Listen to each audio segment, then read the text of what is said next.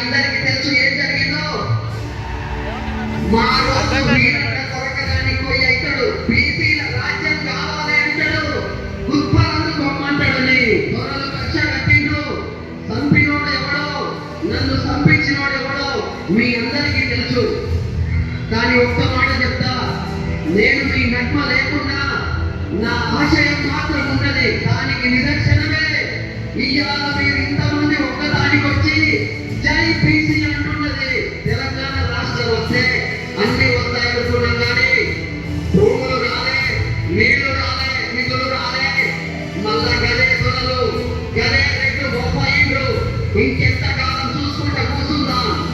అందుకే తీన్మార్ మల్లన్న మంచి పని చేసిండ్రు, బీసీ లడాయి లేపిండు. ఇవాళ తెలంగాణ అంతటా పల్లె పల్లెకు అనుకుంటున్నది బీసీ రాజ్యం కావాలి అని. జనజీవనంలోకి వచ్చిన మాజీ మావోయిస్టులు కూడా ఇవాళ మల్లన్న మీద నమ్మకంతో ఈ సభకు వచ్చిండ్రు. మరి మనోళ్ళంతా కూడా మన తమ్ముడు తీన్మార్ మల్లన్న ఎంత నడువుండ్రి తప్పక మన రాజ్యం చేస్తాడు. జయ